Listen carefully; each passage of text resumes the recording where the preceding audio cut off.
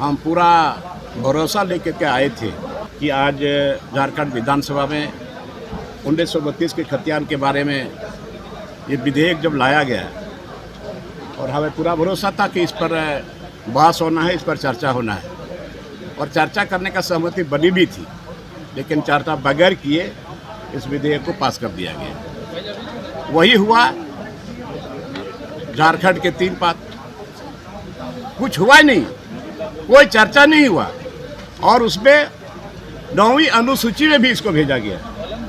अब यहाँ के छात्र एवं छात्राओं, जितना युवा लोग हैं, अब इन लोगों का भविष्य का क्या होगा, हमें नहीं लगता कि सरकार को कोई चिंता है कि जब 1932 का खतियान इसको 9वीं सूची में भेजने का क्या तर्क। पहले बार भी यही हुआ था, अब 9वीं सूची में जाएगा, वहाँ होगा, इसके बाद अस्थायीता तय होगा।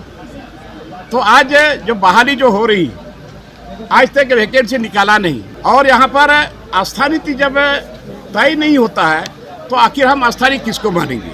आज एक भी वैकेंसी नहीं निकाला तो आस्था नीति हर राज्य का अलग अलग डोमिसाइल है और झारखंड में आज तक ये 23 वर्ष होने के बाद भी आज तक यहाँ पर डोमिसाइल तय नहीं हो पाया। बहुत दुख की बात है और फिर वही आउटसोर्सिंग का काम चलेगा। आउटसोर्सिंग में जो लोग, जितने लोग अभी काम कर रहे हैं, उसका भविष्य का कोई ठिकाना नहीं, कब उसको हटा दिया जाएगा, उसको पेंशन मिलेगा या नहीं मिलेगा, उसका भी कोई अता पता नहीं।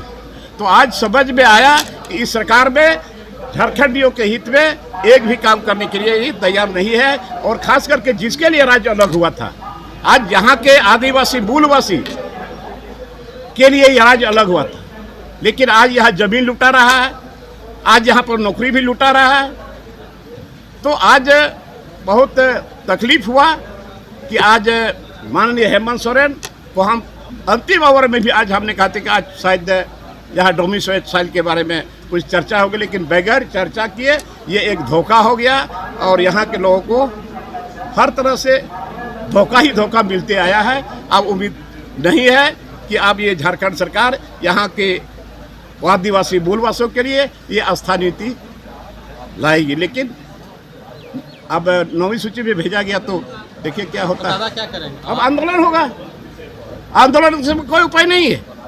यहाँ के झारखंड के जितने छात्र एवं छात्राएं थे, 2-3 झारखंड बच के इसी के लिए, और यही मुख्यमंत्री माननीय अभी जो हमारे मुख्यमंत्री है, इन्होंने अर्जुन मुंडा की सरकार को यही स्थानीयता के मुद्दे पर सरकार गिराई थी और उस समय इनको 14 महीने का शासन चलाने का मौका मिला, उस समय भी नहीं किया और अब तब समय कहाँ है। अब उम्मीद अब नहीं है, लगता है कि अब ये सरकार यहाँ के आदिवासी मूलवासियों के लिए थे, इसके दिल में कोई जगह है। अब आंदोलन के सिवा कोई रास्ता नहीं है और आंदोलन शुरू हो जाएगा।